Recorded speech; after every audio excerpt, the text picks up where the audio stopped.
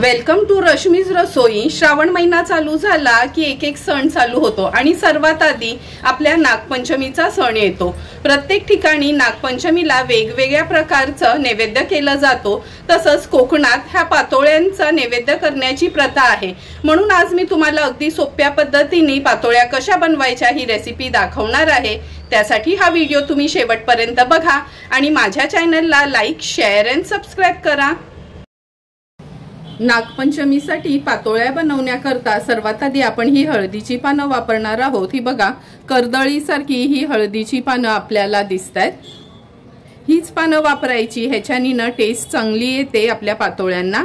नंतर एक वाटी आपण खवलेलं ओलं खोबरं घेतलं आहे। पाऊण वाटी गूळ किंवा तुमच्या आवडीप्रमाणे गूळ कमी जास्त तुम्ही करू शकता। चमचाभर वेलची जायफळ पूड, तूप वापरणार आहोत। नंतर एक वाटीभर पाणी घेतलं आहे आणि एक वाटी आपण तांदळाचं पीठ वापरणार आहोत। अगदी पाव चमचाच मीठ वापरणार आहोत। पातोळ्यांसाठी सर्वात आधी आपण खोबऱ्याची चव बनवून घेऊया। त्यासाठी वाटीभर खवलेलं खोबरं आणि गूळ, वेलची पूड असं वापरायचं आहे। चला मग रेसिपी करायला सुरुवात करूया। खोबऱ्याची चव बनवण्याकरता अगदी आपण अर्धा चमचा तूप घेणार आहोत कढईत। तूप पण आपलं थोडं वितळलंय। आता आपण ह्याच्यात खवलेलं ओलं खोबरं घालूया। नंतर गूळ घालते। गूळ मी मुद्दामच बारीक चिरून घेतला आहे, म्हणजे लगेचच ते मेल्ट होईल। गॅसची फ्लेम लो करून गूळ आणि खोबरं एकत्र आपल्याला शिजवून घ्यायचे। हे बघा, गूळ आणि खोबरं छान एकजीव झालं आहे आणि थोडंसं सुकलं पण गेलं आहे। आता आपण ह्याच्यामध्ये वेलची जायफळ पूड ऍड करूया। व्यवस्थित मिक्स करून घेते। गॅसची फ्लेम आता मी हायवर करते, कारण का लो टू मीडियम फ्लेमवरच आपण गूळ आणि खोबरं छान शिजवून घेतलं होतं। लक्षात ठेवा, एकदम घट्टसर करायचं नाही, नाहीतर मग त्याची चव एकदम छान येत नाही। आपण मोदकासाठी बनवतो ना, मोदक बनवताना तशीच ही चव खोबऱ्याची बनवून ठेवायची आहे। हे बघा, सुंदर अगदी मोकळं मोकळं असं आपलं हे खोबऱ्याचं सारण तयार आहे। आता गॅसची फ्लेम स्विच ऑफ करूया। खोबऱ्याची चव तर आपली तयार झाली आहे। आता तांदळाच्या पिठाची उकड काढून घेऊया। जेवढं पाणी तेवढंच पीठ वापरायचं आहे। वाटीभर पाणी घेतलं आहे, छान उकळवून घेऊया सुरुवातीला। तुम्ही बघू शकता पाण्याला पण छान उकळी आली आहे। अगदी चिमूटभरच मीठ घालते पाण्यामध्ये। आता आपण हे तांदळाचं पीठ घेतलं आहे। मोदकसाठी वापरतो किंवा नॉर्मली तांदळाच्या भाकऱ्यांसाठी आम्ही हे तांदळाचं पीठच वापरतो, तेच पीठ घेतलं आहे।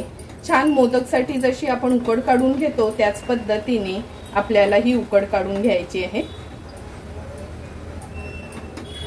गॅसची फ्लेम आता मी लो करून घेते आणि व्यवस्थित हे पीठ मिक्स करून घेऊया।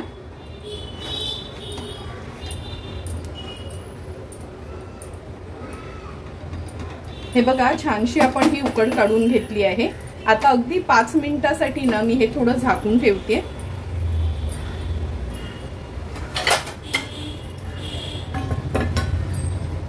गॅसची फ्लेम स्विच ऑफ करायची आता आपल्याला। 5 मिनिटं झालीत, आपण हे पीठ झाकून ठेवलं होतं। आता ह्या ताटात काढून घेऊया आणि हे पीठ ना थोडंसं गरम असतानाच मळून घ्यायचं, म्हणजे व्यवस्थित मळलं जातं। थोडीशी याची वाफ कमी झाली आहे, म्हणजे आपण हात लावू शकतो असं हे पीठ झालंय। आता पाण्याचा हात घेऊन हे पीठ अगदी व्यवस्थित मळून घ्यायचंय। आपण जसं भाकरीला पीठ मळून घेतो ना, सेम त्याच पद्धतीने मऊसूद असं हे पीठ आपल्याला मळून घ्यायचंय। हे बघा, अगदी व्यवस्थित आपण हे पीठ मळून घेतलं आहे। असं ना मऊसूतच पीठ व्हायला हवं। आता लगेचच आपण ह्याच्या पातोळ्या बनवायला सुरुवात करूया। पातोळ्या बनवण्यासाठी ही हळदीची पानं स्वच्छ धुवून हे बघा मी पुसून घेतली आहेत। थोडी हाताने अशी दाबून घ्यायची आहे। आता आपण ह्याला थोडासा तुपाचा हात लावून घ्यायचा। अगदी थोडंसंच तूप लावून घेते मी। नंतर हा पिठाचा गोळा घेतला आहे, व्यवस्थित मळून घ्यायचा आहे।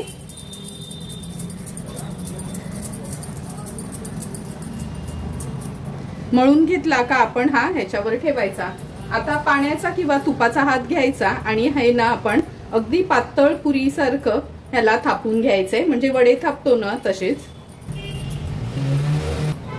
ही बघा, ही पुरी सारखी पोळी आपण अशी थापून घेतली आहे बोटांनी। आता ह्याच्यामध्ये चव भरून घ्यायची आहे खोबऱ्याची।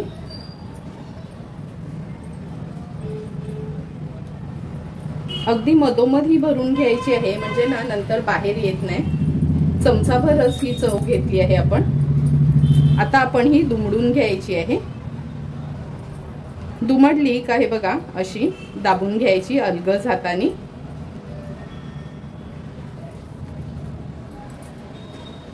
तुम्ही बघू शकता पानाची डिझाइन कशी वरती आली आहे। आता इथे आहे ना थोडीशी पुढची जागा सोडून अशी मधून थोडीशी अशी ना जागा सोडून अशी दाबून घ्यायची, म्हणजे आपण ह्या पाटोळ्या वाफवल्या का ते बाहेर चव येत नाही।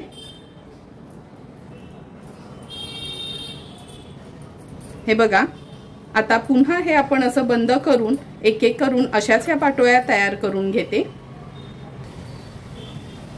तुम्ही बघू शकता एक एक करून सर्व आपल्या ह्या पाटोळ्या तयार झाल्या आहेत। आता आपण लगेचच या तयार झालेल्या पाटोळ्या वाफवून घेणार आहोत। पाटोळ्या वाफवण्याकरता आपण हे पाणी उकळवत ठेवलं आहे। आता चाळणीला ना थोडासा तुपाचा हात लावून घेऊया।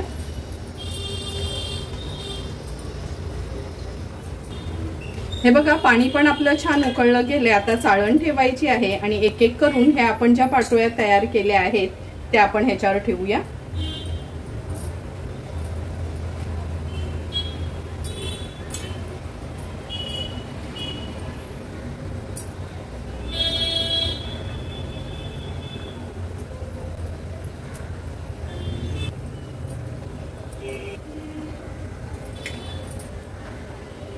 हे बघा, एक एक करून सर्व पाटोळ्या आपण ह्याच्यात ठेवले आहेत। आता झाकण ठेवूया आणि एक 10 मिनिटांसाठी ह्याला हाय फ्लेम वर व्यवस्थित वाफवून घ्यायचे आहेत। 12 ते 15 मिनिटं झालेत। आपण झाकण काढून बघूया। तुम्ही बघू शकता हे बघा, हळदीच्या पानांचा कलर पण बदलला गेलाय। आपल्या पाटोळ्या अगदी व्यवस्थित वाफल्या गेल्यात। आता झाकण ठेवते आणि गॅसची फ्लेम स्विच ऑफ करते। पूर्ण ह्याची वाफ कमी झाली का आपण ह्या काढून घेणार आहोत। आपण बनवलेल्या पातोळ्यांची वाफ एकदम कमी झाली आहे। हे बघा, आपण हात लावू शकतो अशी वाफ कमी झाली आहे। तुम्ही बघू शकता हे बघा, उघडून दाखवते मी तुम्हाला। किती सुंदर अशा आपल्या ह्या पातोळ्या तयार झाल्या आहेत। आता तयार झालेल्या पातोळ्यांना तुम्ही बघू शकता पानाची कशी सुंदर अशी डिझाइन आली आहे। तयार झालेल्या पातोळ्या आपण ह्या सर्विंग प्लेट मध्ये सर्व करून घेतोय। थोडीशी पण चिकटली नाही किंवा काहीच नाही, अगदी परफेक्ट अशा आपल्या ह्या पातोळ्या तयार झाल्या आहेत। तुम्हाला पण जर मी बनवलेल्या अगदी सोप्या पद्धतीने ह्या पातोळ्यांची रेसिपी आवडली असेल तर तुम्ही पण नक्की माझ्या पद्धतीने या नागपंचमीच्या दिवशी पातोळ्या घरी बनवा आणि मला कमेंट करून सांगा की तुम्ही बनवलेल्या ह्या पातोळ्या कशा झाल्यात त्या। जर तुम्हाला मी बनवलेल्या ह्या पातोळ्यांचा व्हिडिओ आवडला असेल तर नक्की माझ्या चॅनलला तुम्ही लाईक, शेअर अँड सबस्क्राईब करा। Thank you for watching my video.